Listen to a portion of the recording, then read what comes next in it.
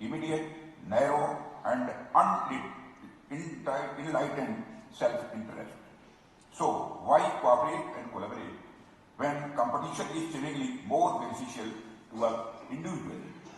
Friend, it is only half of the story of the world we live in, and indeed it is deceptively straightforward but devastatingly misleading. The strategic interaction of nations in the international affairs can benefit from the game theoretic analysis, which has become an integral part of microeconomics. Friend, I have been a lecturer and have taught physics at the college level also. Friend, allow me to give you a brief tutorial on prisoner's dilemma, which is a classic exposition of benefits of collaboration as compared to competition. Two prisoners held separately by police, without any communication between them, have to decide individually whether to confess or not. If both confess, both get a medium level punishment, and if both refuse to confess, both get light punishment. However, if one confesses and the other does not, the confessing prisoner goes out without any punishment, while the other one gets a heavy punishment. Friend, a very small amount of thought would make it clear that both prisoners, lacking any communication and trust between them, would confess and get medium punishment.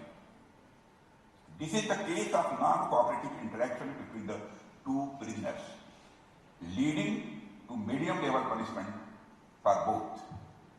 However, if the two prisoners trust each other, they will optimally decide not to confess, leading to a cooperative interaction and a light punishment. Friends, this concept of the prisoner's dilemma, when applied in the domain of international relations, can explain and analyze various situations where countries face strategic decision-making challenges. For example, when two or more countries engage in an arms race, they often do so out of mutual fear and distrust. Each country wants to increase its military capabilities to ensure its security, as it believes that other countries are increasing their military capabilities. This leads to a suboptimal arms race to the detriment of all the countries.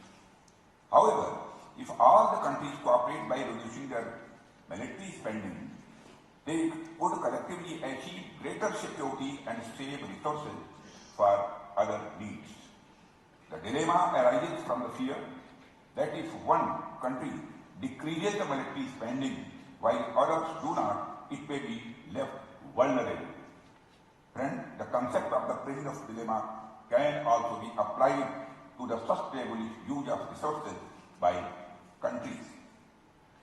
This is theoretically known as a tragedy of the commons.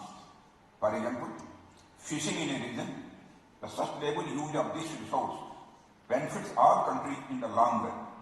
Each country must decide whether to exploit the fishery at a high rate to maximize its immediate gain or to limit its exploitation to ensure the resources' long-term availability. The dilemma arises because if one country chooses to exploit this resource intensively while the others cooperate by using it sustainably, the exploiting country may reap large and unfair benefits, but in the long run harm the resource by inducing other countries to do the same, ultimately affecting everyone negatively. Friends, in the two examples mentioned by me, the prisoner's dilemma illustrates the tension between the narrow national self-interest and the mutual benefit based on enlightened self-interest of all nations. The optimal outcome often involves cooperation and building trust among nations, but the fear of being taken advantage of or acting alone in the hostile world can lead to suboptimal decisions. The challenge is to find solutions that promote cooperation, build trust, and mitigate the risk associated with the prisoner's dilemma situations in international relations. Hence, it is important for the country to build trust between them so that